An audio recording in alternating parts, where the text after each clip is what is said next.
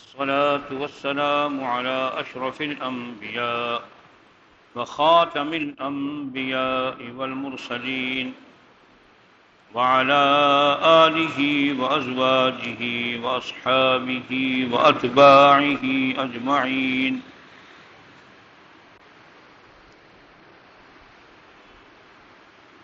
أما بعد فأعوذ بالله من الشيطان الرجيم. بسم الله الرحمن الرحيم.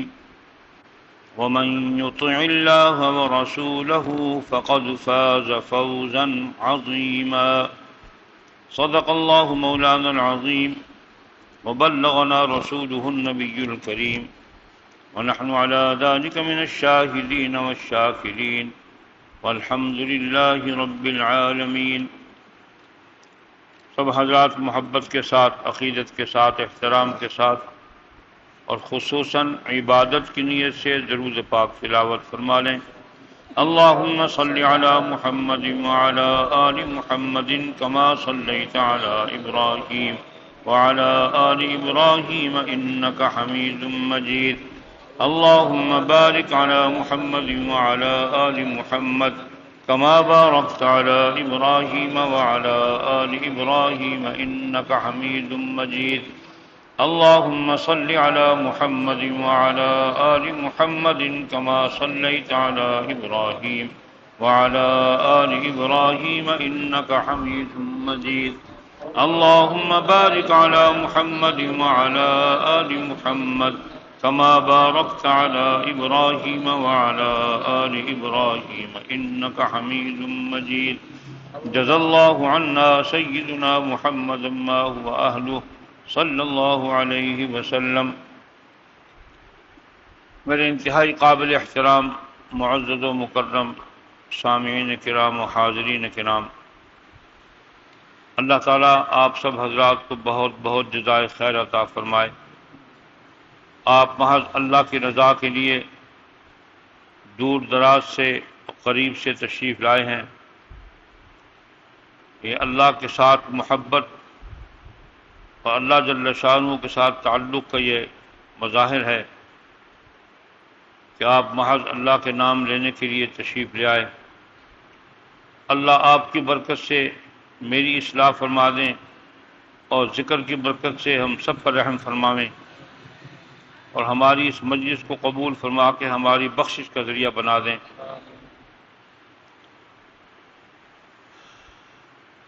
سارے دین کا خلاصہ یہ ہے، ما آتاکم الرسول فخذوه وما نہاکم عنہ فانتہوا. اللہ کا حبیب جو تمہیں دے دے اس کو لے لو، جس سے روک دے اس سے رک جاؤ.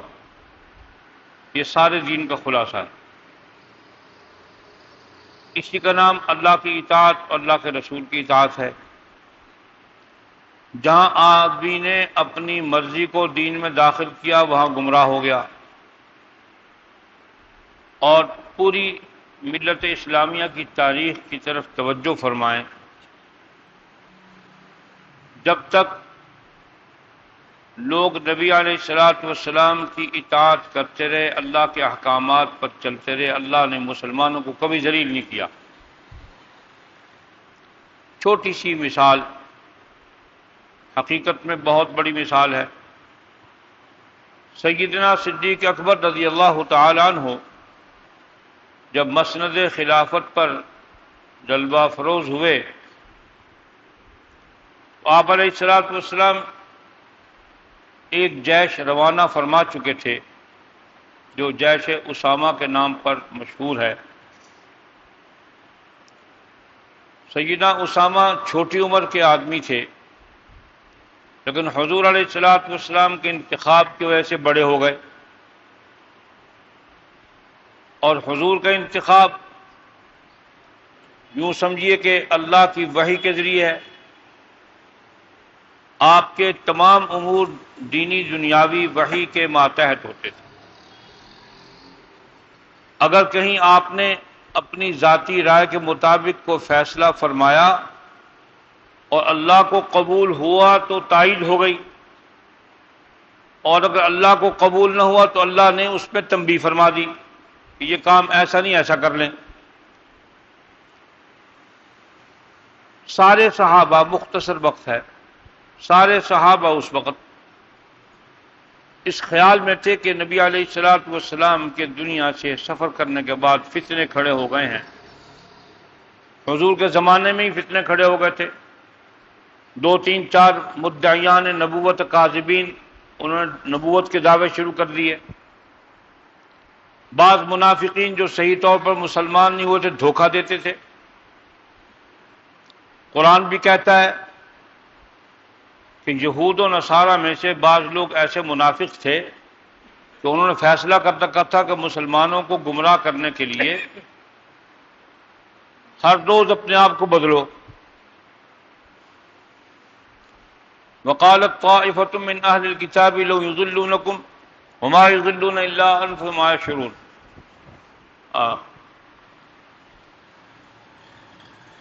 کچھ ایسے لوگ تھے جن کا یہ فیصلہ تھا کہ مسلمانوں کو گمراہ کریں، ان کے بڑوں نے ان کو سمجھایا کہ تم ایسا کیا کرو کہ ہر روز صبح کو مسلمانوں کے ساتھ مل کر کلمہ پڑھ لیا کرو اور کہہ دیا کرو ہم کتاب پر ایمان لے آئے، تمہارے نبی پر ایمان لے آئے، ہم مسلمان ہو گئے۔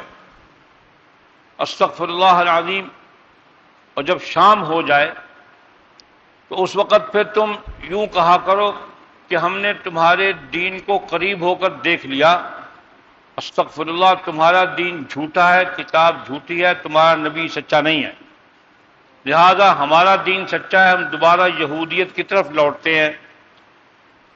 انہوں نے یہ ترکیب بتائی، اس ترکیب کے کرنے سے ان کا خیال یہ تھا کہ مسلمان جو ہے گمراہ ہو جائیں گے، لیکن اللہ پاک نے ان کو تسلی دی کہ جو لوگ نبی علیہ الصلوۃ والسلام کی بارگاہ عالیہ میں خلوص کے ساتھ پہنچ گئے ہیں، کلمہ پڑھ لیا، اللہ ان کو گمراہ نہیں ہونے دے گا۔ تو نبی علیہ الصلوۃ والسلام کے عہد مبارک سے ہی شروع ہو گئے تھے منکرین زکوٰۃ، منکرین نماز، منکرین ختم نبوت، منکرین کتاب۔ تو صحابہ کرام کا یہ خیال تھا کہ اگر اس لشکر کو روانہ کر دیا گیا تو ہو سکتا ہے مدینہ خالی ہو جائے بڑے بڑے لوگوں سے، سپہ سالاروں سے، جانبازوں سے جو اس طرف جا رہے ہیں۔ تو یہ معاندین اسلام جو نئے نئے شورش کھڑی کر رہے ہیں، منکرین زکوٰۃ ہے، منافقین، ہم یہ مدینے پر حملہ کر کے ہمیں رسوا نہ کر دیں، اور خصوصیت کے ساتھ ہمارے مائیں بیٹھی ہیں ازواج مطہرات، ان کی بے حرمتی نہ ہو، عورتوں بچوں کی بے عزتی نہ ہو۔ اس خیال سے اکثر صحابہ نے سیدنا صدیق اکبر سے عرض کیا کہ آپ اس کو فی الحال رہنے دیں، نہ بھیجیں۔ اللہ اکبر، یہ ہے سنت پر استقامت، اور پھر اس سنت پر استقامت کی برکت اللہ نے ظاہر فرمائی۔ سیدنا عمر بن خطاب نے 2 3 باتیں پیش کی۔ ایک تو یہ عرض کیا کہ یہ سپہ سالار نوخیز ہے، کوئی اچھا جاننے والا مضبوط آدمی بھیج دیں، اور دوسری بات یہ عرض کی کہ اس وقت اس کو روانہ نہ کریں۔ ایسی 2 3 آراء پیش خدمت کی تو سیدنا صدیق اکبر رضی اللہ تعالیٰ عنہ نے ایک ہی جواب دیا، قسم ہے اس ذات کی جس کے قبضے میں میری جان ہے، جس لشکر کو سیدنا محمد کریم علیہ الصلوۃ والسلام والے ماں باپ قربان و روانہ فرما چکے، میں ابو قحافہ کا بیٹا اس کو واپس نہیں کر سکتا، میری مجال نہیں۔ اس میں کیا حکمت تھی؟ اس میں حکمت حقیقت میں یہ ہے کہ اگر نبی علیہ الصلوۃ والسلام نے ذاتی مشاورت سے فیصلہ کیا ہوتا تو صحابہ مشاورت کے پابند ہو کر خود نیا مشورہ کر کے اس کو تبدیل کر لیتے، لیکن رسول اللہ صلی اللہ علیہ وسلم نے اس کو یوں سمجھو وحی کی مناسبت سے روانہ فرمایا۔ اور سیدنا صدیق اکبر کا نقطہ نظر یہ تھا کہ ابو قحافہ کا بیٹا نبی علیہ الصلوۃ والسلام کے عمل کے خلاف کر جائے اور میں اس سنت کو چھوڑ دوں جس سنت کو حضور جاری فرما گئے تھے، ایسا نہیں ہوگا۔ پھر اللہ جل شانہ نے ابو بکر صدیق رضی اللہ تعالیٰ عنہ کی استقامت کی بنیاد پر جتنے بھی مدعیان نبوت اس وقت موجود تھے یا شورش برپا کرنے والے، نماز کے منکرین، زکوٰۃ کے منکرین، اللہ پاک نے اس ایک استقامت کی برکت سے سب پر فتح عطا فرمائی، سب پر فتح عطا فرمائی۔ شام تک، عراق تک جتنی بھی شورشیں تھی سب پر اللہ نے غلبہ عطا فرما دیا ایک سنت پر قائم رہنے سے۔ تو یہ جو آپ حضرات کے سامنے سنتیں بیان کی جاتی ہیں، اس کا منشا بھی نبی علیہ الصلوۃ والسلام کی اطاعت ہے، اور ان کے کرنے سے یقیناً فائدے ملیں گے اور ان کے چھوڑنے سے یقیناً نقصان ہے۔ گزشتہ مجلس میں بھی میں نے بہت سی آپ علیہ الصلوۃ والسلام کی نصیحتیں سنائی تھیں، آج کی اس مجلس میں بھی دو نصیحتیں پیش خدمت ہیں آپ علیہ الصلوۃ والسلام کی۔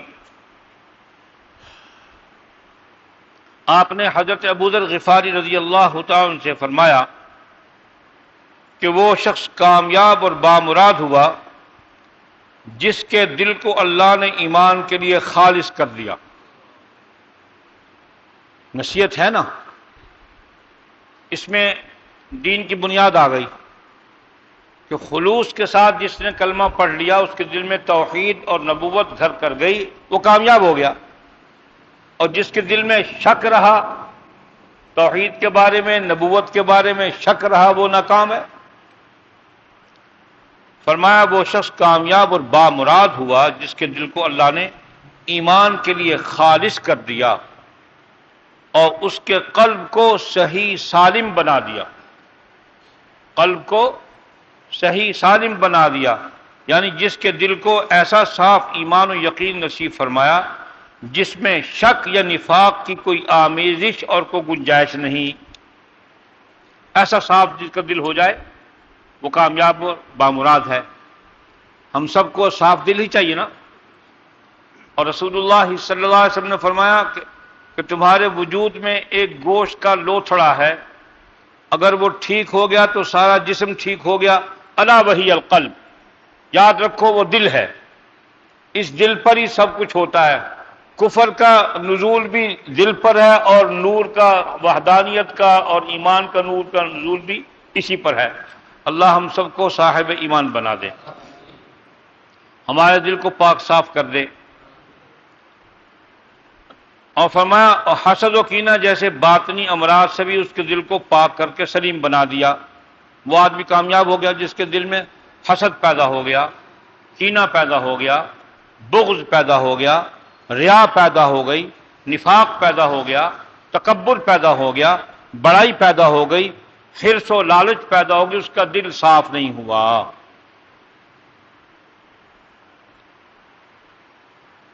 فرمایا اس کی زبان کو سچائی اور اس کے نفس کو اطمینان عطا فرمایا، یعنی وہ کامیاب آدمی وہ ہے جو سچی بات کرے اور اس پر مطمئن ہو جائے، سچی بات کہنے کے بعد ڈولے نہیں،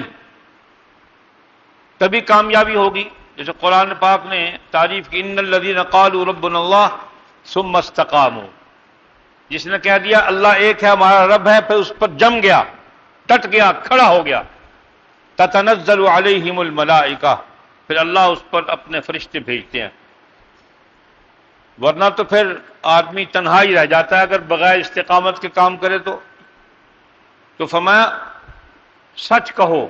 قرآن نے بھی اس کی تاکید فرمایا، یا ایھا الذین آمنوا اتقوا اللہ وقولوا قولا سدیدا، ایمان والو جب بھی کوئی بات کہو سیدھی بات کرو، سچی بات کرو، اور اس کا نفع قرآن نے یہ بتایا، یصلح لکم اعمالکم، اللہ پاک اس کے بدلے میں تمہارے احوال ٹھیک کر دیں گے، سچ بولنے کی وجہ سے تمہارے احوال ٹھیک ہو جائیں گے، پریشانیاں ختم ہو جائیں گی، ویغفر لکم ذنوبکم، اور خدا انعام یہ دیں گے کہ سچ بولنے کی بنیاد پر اللہ پاک تمہارے گناہوں کو معاف کر دیں گے۔ کتنی نعمت ہے جس کا سچ بولنے سے اللہ پاک گناہ کو معاف فرماتے ہیں، اور سچ بولنے سے انسان کے احوال ٹھیک ہوتے ہیں۔ اور سیدنا نوح علیہ الصلوۃ والسلام نے فرمایا نا اپنی قوم کو اللہ کا حکم، فاستغفروا ربکم انہ کان غفارا، معافی مانگو اللہ سے اپنے گناہوں کی، وہ بہت زیادہ معاف کرنے والا ہے۔ یرسل السماء علیکم مدرارا، جب تم معافی مانگو گے اپنی گناہوں کی تو اللہ پاک بارشیں وقت پر نازل کریں گے۔ یمددکم باموال وبنین، تمہارے مالوں میں بھی اللہ برکت دے دیں گے، تمہاری اولادوں میں بھی برکت دے دیں گے۔ استغفار اور سچائی اختیار کرنے سے اللہ تعالیٰ برکت عطا فرماتے ہیں۔ تو فرمایا اور جس آدمی کی زبان کو سچائی اور اس کے نفس کو اطمینان عطا فرمایا، یعنی اس کے نفس کو ایسا کر دیا کہ اللہ کی یاد سے، اس کی مرضیات سے اس کو چین و اطمینان ملتا ہے، اللہ کی اطاعت سے اس کو چین ملتا ہے اور اللہ کے ذکر سے اس کو چین ملتا ہے، وہ ہے اصل صاف دل۔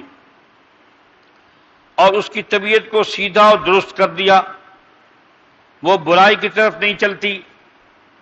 اس آدمی کا دل سلیم ہو گیا، اس آدمی کی طبیعت برائی کی طرف نہیں چلے گی۔ سلیم الفطرت آدمی ہمیشہ اچھائی کی طرف چلے گا، یہ اس کی ظاہری علامت ہے۔ جو بھی سلیم الفطرت ہوگا وہ برائی کی طرف مائل نہیں ہوگا، بلکہ وہ ہمیشہ اچھائی کی طرف مائل رہے گا۔ اور اس کے کان کو سننے والا اور آنکھ کو دیکھنے والا بنا دیا کہ وہ اچھی چیزوں کو دیکھتا ہے اور حق بات کو سنتا ہے۔ جس کے کانوں کو اللہ پاک نے اس قابل بنا دیا کہ وہ حق سننے والے بن گئے، اور آنکھ اللہ کی قدرتوں کو دیکھنے والی بن گئی، اللہ کی نشانیوں کو دیکھنے والی بن گئی، یعنی محتاط زندگی گزارنے والا، آنکھوں کو برائی سے بچانے والا اور کان کو بری کلام سے بچانے والا۔ فرمایا وہ حق باتوں کو اور اللہ کی نشانیوں کو سنتے ہیں اور دیکھتے ہیں اور نصیحت و عبرت حاصل کرتے ہیں۔ پس کان تو، جو کیسی مثال دی حضور نے، اکثر سناتا ہوں میں، فرمایا کان تو مثل قیف ہیں۔ قیف سمجھتے ہو؟ وہ جو بوتل پہ رکھ کے اس میں پانی ڈالا جاتا ہے، تیل ڈالا جاتا ہے، شربت، اس کو قیف کہتے ہیں۔ حضور نے کان کو قیف فرمایا کہ جو کچھ اس پہ ڈالو گے وہی دل پر اثر کرے گا۔ فرمایا کان تو مثل قیف کے ہے کہ باتیں اس کے راستے سے دل میں اس طرح جاتی ہیں جس طرح بوتل یا شیشی میں کوئی چیز قیف کے ذریعے جاتی ہے۔ سبحان اللہ۔ اور آنکھ پہنچانے والی اور ٹھہرانے والی ہے ان چیزوں کو جو وہ قلب کو سونپتی ہے۔ آنکھ بھی دل پر ڈالتی ہے اور کان بھی دل پر ڈالتا ہے چیزوں کو۔ جو مشاہدہ کرتے ہیں ہم، اچھی چیزوں کا مشاہدہ کر کے دل پہ اثر ہوگا تو سبحان اللہ نکلے گا، اور اگر بری چیزوں کا مشاہدہ ہم نے کر لیا تو دل متاثر ہو گیا، سالم نہیں ہے، تو اسی کی طرف میلان ہو جائے گا، گناہ کی طرف۔ تو گناہ سے بچنے والی آنکھ، اللہ کی نشانیوں کو دیکھنے والی آنکھ، وہ دل کو اچھی طرف متوجہ کرتی ہے، اور اچھائی کی بات سننے والا کان دل کو اچھائی کی طرف متوجہ کرتا ہے، اور آنکھ پہنچانے والی اور ٹھہرانے والی ہے ان چیزوں کو جو وہ قلب کو سونپتی ہے۔ اور بامراد اور کامیاب ہوا وہ شخص، آخری بات فرمائی، بامراد اور کامیاب ہوا وہ شخص جس کے دل کو بنا دیا اللہ نے یاد رکھنے والا، کہ وہ آدمی کا کامیاب ہے جس کے دل میں ہر وقت اللہ کا ذکر موجود ہو، اللہ کو یاد کرنے والا ہو۔ اتنا ہی سوچ لے ہر وقت کہ خدا مجھے دیکھ رہا ہے، یہ بھی ایک یاد کا حصہ ہے کہ آدمی یہ سوچ لے کہ اللہ مجھے دیکھ رہا ہے، یہ بھی یاد کا بہت بڑا حصہ ہے۔ اس تصور سے آدمی گناہوں سے بچنے میں اس کو آسانی ہوگی۔ جس کے دل میں یہ خیال پیدا ہو جائے کہ اللہ مجھے دیکھ رہا ہے، ہم چھپ سکتے ہیں اللہ سے؟ کہاں چھپ کے جائیں گے؟ اللہ اکبر۔ دوسری حدیث حضرت عمر ابن میمون اودی سے مروی ہے کہ رسول اللہ صلی اللہ علیہ وسلم نے ایک شخص کو نصیحت کرتے ہوئے ارشاد فرمایا کہ 5 حالتوں کو دوسری 5 حالتوں کے آنے سے پہلے غنیمت جانو۔ 5 حالتوں کو دوسری 5 حالتوں کے آنے سے پہلے غنیمت جانو، اور ان سے جو فائدہ اٹھانا چاہتے ہو وہ اٹھا لو۔ فرمایا غنیمت جانو جوانی کو بڑھاپے کے آنے سے پہلے، غنیمت جانو جوانی کو بڑھاپے کے آنے سے پہلے۔ حدیث پاک میں آیا سب سے پہلے قیامت کے دن کوئی بنی آدم اپنا پاؤں نہیں ہلائے گا تو اس سے ہی سوال ہوگا جوانی کہاں کھپائی۔ دوسرا سوال ہوگا وہ پوری عمر کہاں کھپائی. سب سے پہلے جوانی کا سوال ہوگا کہ یہی عمر ہے ہدایت اور گمراہی کو اختیار کرنے کی، یہی عمر ہے اللہ کو راضی کرنے کی. جب بوڑھا آدمی ہوگا تو کیا کرے گا؟ اللہ کو یاد کرے گا. جوانی، جس آدمی نے اپنی جوانی کو اللہ کی یاد میں لگا دیا وہ کامیاب ہو گیا. فرمایا بڑھاپے آنے سے پہلے جوانی کو غنیمت جانو. تھکو ہیں جاگ کے بو. فرمایا نمبر 2، تندرستی کو غنیمت جانو بیمار ہونے سے پہلے. صحت کے عالم میں تو اللہ کو یاد نہیں کیا، اس کا شکر نہیں ادا کیا، اور صحت کے زمانے میں عبادت نہیں کی، دین میں جسم کو کھپایا نہیں، جو فرض اللہ پاک نے عطا فرمائے ان کو ادا نہیں کیا، ماں باپ کی خدمت نہیں کی، گھر والوں کے حقوق ادا نہیں کیے، دین کی تبلیغ و دعوت نہیں کی، دین پڑھا نہیں، سیکھا نہیں، سمجھا نہیں، سمجھایا نہیں، پھیلانے میں وقت نہیں صرف کیا. اور جب آدمی بیمار ہو گیا تو پھر اس وقت آہو بکا نفع نہیں دیتا. فرمایا غنیمت جانو تندرستی کو بیمار ہونے سے پہلے. بیمار آدمی کچھ نہیں کر سکتا، وہ اپنی ذات تک بھی محدود ہوتا ہے، اور بعض بیماریاں ایسی اللہ پاک بچاوے سب کو، وہ اس سے تو عبادات بھی چھوٹ جاتی ہیں، ذکر اذکار بھی چھوٹ جاتا ہے. اللہ سب کو عافیت نصیب فرماوے. جو مبتلا ہیں بیماری میں اللہ ان کو شفا دے دے. عورتوں مرد بچوں بوڑھوں سب کو خدا سے کامل عطا فرماوے. نمبر 3 فرمایا غنیمت جانو خوشحالی اور فراخ دستی کو ناداری اور تنگ دستی سے پہلے. مال آیا اور جناب وہ 30 مال خان بن کے اڑتا پھرتا ہے فضا میں، زمین پہ پاؤں نہیں لگتا. 20 جوڑے، صبح کا اور جوڑا، دوپہر کا اور جوڑا، شام کا اور جوڑا، سواریاں مختلف قسم کی، ایک طرف کرولا کھڑی ہے، ایک طرف پجورو کھڑی ہے، ایک طرف گھوڑے کھڑے ہیں، کتے کھڑے ہیں، بندر پال رکھے ہیں، سور پال رکھے ہیں، کتے شکاری پال رکھے ہیں. مال نے اس کو خراب کر دیا. فرمایا مال جب آ جائے تو تنگ دستی سے ڈرو، اعتدال کے ساتھ خرچ کرو. پچھلی نصیحتوں میں یہ بات تھی کہ تنگ دستی اور فراخ دستی میں ہمیشہ اعتدال کو قائم رکھو. سرکار دو عالم صلی اللہ علیہ وسلم نے فرمایا، گزشتہ نصیحتیں میں نے سنائی تھی گزشتہ شب جمعہ کو، اس میں یہ بات تھی کہ اعتدال قائم رکھو فراخ دستی میں اور تنگ دستی میں. ایسا نہ ہو کہ فراخ دستی میں تو بہت شاہ خرچ بن گئے، جب تنگ دستی آئی اس وقت ایک پائی بھی خرچ نہیں کرتے. اور تنگ دستوں کو نصیحت یہ ہے کہ تم اپنی تنگ دستی کی حالت میں فراخ دستوں کا مقابلہ نہ کرو، ان کی ریس نہ کرو کہ یہ فلاں سیٹھ آدمی نے شادی کی تھی آئی وہ جناب کنجرا نہ چاہن، اور میں کو کنجرا نہ چاہن تک مول کو نہیں پولا خسرے تو نہ چاہواں، اور بھیا کچھ نہیں اور ڈھول تب گواواں. گندی باتوں کی ریس کرنا حرام ہے، اچھی بات کی ریس کرنا عبادت ہے. بڑے آدمی نے 50 دیگیں پکائی ہیں، وہ اس کو جیب میں موجود تھا تو 50 پکا لی نا. تمہارے پاس 5 کی حیثیت ہے 5 پکاؤ.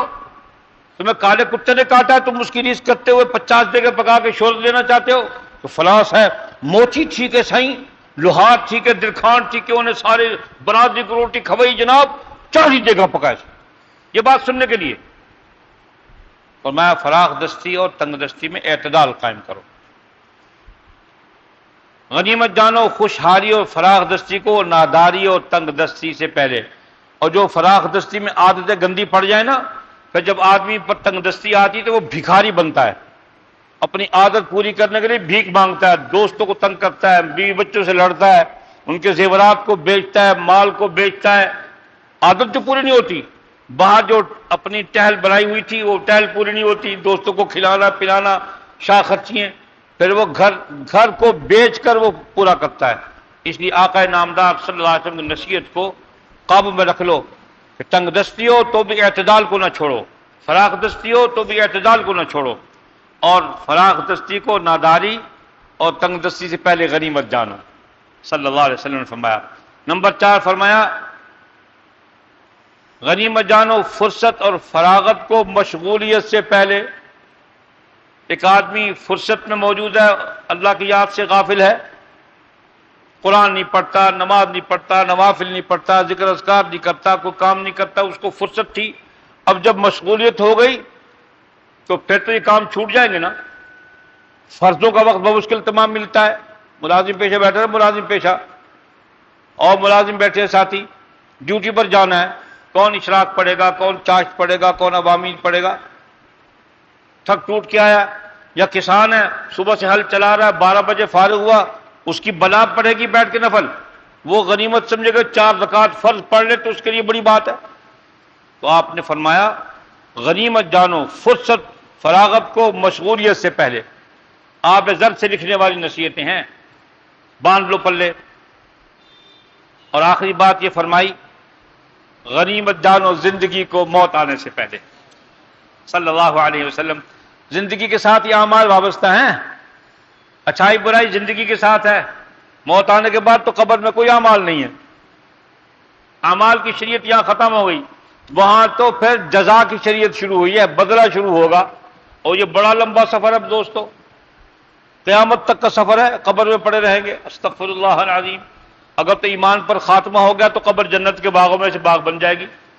استغفر اللہ، اللہ سب کے ایمان پہ خاتمہ کرے، اگر خدا نہ خواستہ ایمان پہ خاتمہ نہ ہوا تو پھر قبر جہنم کے گڑھوں میں سے گڑھا بن جائے گی۔ قیامت کی سزا الگ، اور یہ درمیان کا یہ مرحلہ قیامت تک کا ہے، اس کی سزا بڑی خطرناک ہے، کربناک ہے، کچوکے لگتے ہیں، تفصیل کا وقت نہیں۔ بہرحال آخری نصیحت کو اور بقیہ 4 نصیحتوں کو بھی پلے باندھ لیں۔ غنیمت جانو زندگی کو موت آنے سے پہلے۔ اللہ تعالی ہم سب کو اپنی زندگیوں کو دین کے لیے قربان کرنے کی سعادت عطا فرمائیں۔ وآخر دعوانا الحمدللہ رب العالمین۔